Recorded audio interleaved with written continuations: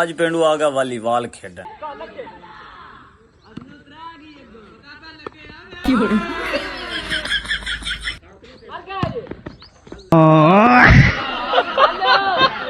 Volleyball ਖੇਡੀ ਦਾ ਰੋਜ਼ ਹੈ। ਮੈਂ ਕਿਹਾ ਕਿਉਂ ਨਾ ਅੱਜ ਪਿੰਡੂ ਤੁਹਾਨੂੰ ਆਪਣੀ ਗੇਮ ਵਿਖਾਏ।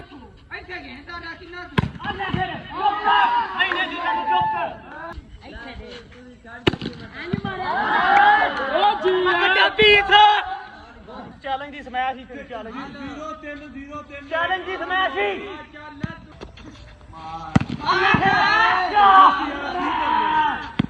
ਗੱਲ ਇੱਥੋਂ ਸਟਾਰਟ ਹੋਈ। ਕੱਲ ਦਾ ਮੇਰਾ ਫੋਨ ਟੁੱਟਾ ਤੇ ਮੈਨੂੰ ਅੱਜ ਬੜਾ ਗੁੱਸਾ ਚੜਿਆ ਸੀ ਫੋਨ ਟੁੱਟਣ ਦੀ ਵਜ੍ਹਾ ਤੇ। ਫਿਰ ਮੈਂ ਆਖਿਆ ਅੱਜ ਤੁਹਾਨੂੰ ਪਿੰਡੂ ਆਪਣਾ ਗੁੱਸਾ ਵਿਖਾਏਦਾ ਤੇ ਸਾਰਾ ਗੁੱਸਾ ਗੇਮ ਉੱਤੇ ਲਾਏਦਾ।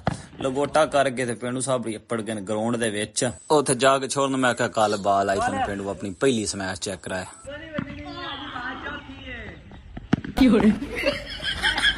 ਛੋੜ ਨੇ ਬਾਲ ਥੋੜਾ ਅੱਗੇ ਕੱਲ ਦਿੱਤਾ ਸੀ ਉਹਨੂੰ, ਮੈਂ ਕਿਹਾ ਥੋੜਾ ਪਿੱਛੇ ਕੱਲ। ਖਲੋਵੋ ਤੁਹਾਨੂੰ ਕੀ ਲੱਗਦਾ ਪਿੰਡੂ ਕੋ ਸਮੈਸ਼ ਨਹੀਂ ਵੱਜਣੀ? ਹੁਣ ਚੈੱਕ ਕਰਿਆ ਜੇ। ਚੈਲੰਜ ਦੀ ਸਮੈਸ਼ ਹੀ ਤੇਰੀ ਚੈਲੰਜ 0-3 ਚੈਲੰਜ ਦੀ ਸਮੈਸ਼ ਹੀ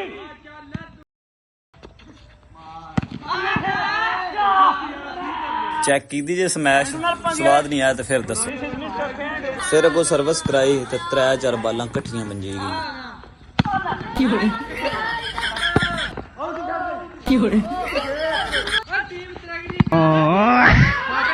ਨਜ਼ਰ ਲੱਗ ਗਈ ਨਾ ਤੁਹਾਡੀ। ਮਾਸ਼ਾਅੱਲਾ ਨਹੀਂ ਵਾਖਦੇ, ਮਾਸ਼ਾਅੱਲਾ ਕੋ ਜਲਦੀ ਕਰੋ।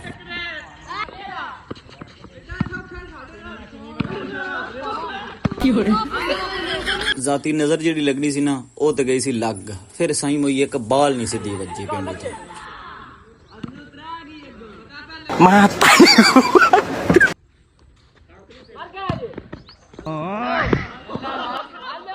ਫਿਰ ਜਾ ਕੇ ਦੂਸਰੀ ਗੇਮ ਵਿੱਚ ਪਿੰਡੂ ਤੋਂ ਨਜ਼ਰ ਦੂਰ ਹੋਈ ਤੇ ਸਮੈਸ਼ ਚੈੱਕ ਕਰੋ ਪਿੰਡੂ ਦੀ।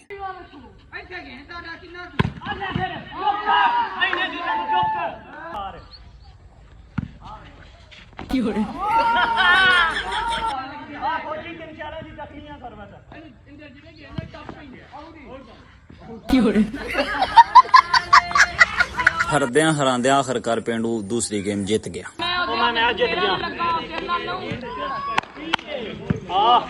ਫਿਰ ਪਿੰਡੂ ਨੇ ਪੱਟੀ ਨੂੰ ਚੈਲੰਜ ਕਰ ਛੱਡਿਆ, ਆ ਮੇਰੇ ਨਾਲ ਮੈਚ ਲਾ ਚਾ ਜਾਂਦਾ। ਬਾਹਰ ਬਹਿ ਗੱਲਾਂ ਕਰਦਾ ਸੀ ਪਿੰਡੂ ਨਾਲ।